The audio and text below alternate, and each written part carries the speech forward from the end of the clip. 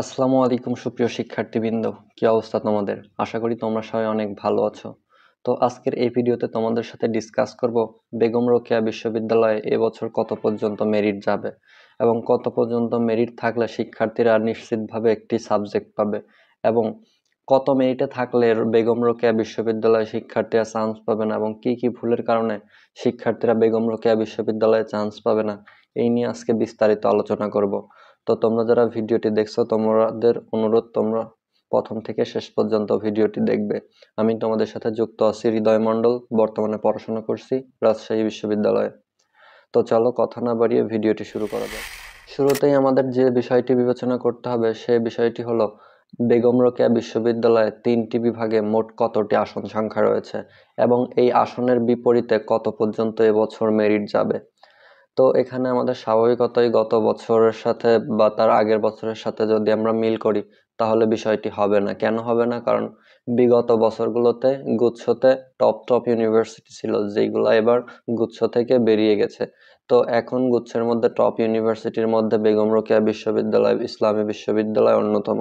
তো সেই ক্ষেত্রে দেখতে হবে আমাদের আসন সংখ্যা রয়েছে কতটি। বেগম রোকেয়া বিশ্ববিদ্যালয়ে বিজ্ঞান বিভাগের জন্য আসন সংখ্যা রয়েছে 715+। তো এখানে 715+ আসনের বিপরীতে কত পর্যন্ত শিক্ষার্থী চান্স পাবে সেটা ডিপেন্ড করতেছে এখন কোন বিশ্ববিদ্যালয় সব থেকে জনপ্রিয় এটার উপর। তারপর যদি আমরা মানবিকের কথা বিবেচনা করি, মানবিকে আসন সংখ্যা রয়েছে 165+। যেহেতু এখানে আসন সংখ্যা কম, সেই ক্ষেত্রে আমরা অবশ্যই মনে রাখতে হবে যে এখানে বেশি পর্যন্ত যাবে না মেরিট। তারপরে রয়েছে ব্যবসায় শিক্ষা। ব্যবসায় শিক্ষায় আসন সংখ্যা রয়েছে 310+। এমনিতেই গুচ্ছভুক্ত যে বিশ্ববিদ্যালয়গুলো আছে সেখানে ব্যবসায় শিক্ষার আসন সংখ্যা অনেক কম। তো তাহলে বেগম রোকেয়া বিশ্ববিদ্যালয়ে এবার কত পর্যন্ত মেরিট যাবে? আমি যতটুকু বুঝি বিগত বছরের সাথে তুলনা না করে, কেননা বিগত বছরগুলোতে গুচ্ছতে টপ টপ ইউনিভার্সিটি ছিল, যেহেতু বেগম রোকেয়া বিশ্ববিদ্যালয় এবার গুচ্ছের মধ্যে টপ ইউনিভার্সিটি, সেই ক্ষেত্রে বিজ্ঞানে 5,000 থেকে 6,000-এর মধ্যে যারা আসো আশা করি তোমরা একটি সাবজেক্ট পাবে। কেননা বিজ্ঞান বিভাগে অনেক আসন থাকে এবং বিভাগ পরিবর্তন, তারপর বুয়েট রুয়েট চুয়েট কুয়েটে অনেকেই চলে যায়, যার কারণে বিজ্ঞান বিভাগের মেরিট একটু উপরের দিকে যায়। অন্যান্য বিভাগের ক্ষেত্রে এমনটা হয় না। বিজ্ঞান বিভাগের শিক্ষার্থীদের জন্য এটি অপরচুনিটি যে বিজ্ঞান বিভাগের সিট সংখ্যা একটু কম হলেও মেরিট অনেক দূরে যায়। তারপরে রয়েছে মানবিক। মানবিকে 3,500 থেকে 3,600 পর্যন্ত এবছর মেরিট যেতে পারে, কারণ মানবিকে আসন সংখ্যা বেগম রোকেয়া বিশ্ববিদ্যালয় একদমই কম।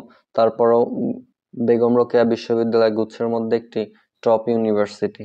তো এইখানে 3500 থেকে 3600-র মধ্যে তোমরা যারা আছো তোমরা আশা রাখতে পারো একটি সাবজেক্ট তোমরা পাবে বেগম রোকেয়া বিশ্ববিদ্যালয়ে। তারপরে সর্বশেষ রয়েছে ব্যবসায় শিক্ষা বিভাগ।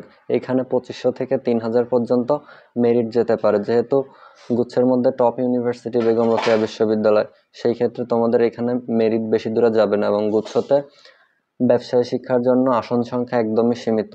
তো সেই দিকে বিবেচনা করে আমরা বলতে পারি বেগম রোকেয়া বিশ্ববিদ্যালয়ে 2500 থেকে 3000-এর মধ্যে যারা রয়েছে তারা একটি সাবজেক্ট পাবে ইনশাল্লাহ।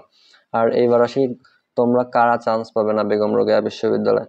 তোমরা যারা একটু দূরের দিকে মেরিট পজিশনে আসো কিন্তু তোমরা একটু কম জনপ্রিয় বিশ্ববিদ্যালয় চয়েস না দিয়ে তোমরা বেগম রোকেয়া বিশ্ববিদ্যালয়, ইসলামী বিশ্ববিদ্যালয়, তারপর পাবনা বিজ্ঞান ও প্রযুক্তি বিশ্ববিদ্যালয় যদি চয়েস দাও তাহলে তোমাদের চান্স পাওয়ার পসিবিলিটি অনেকাংশ কমে যাবে।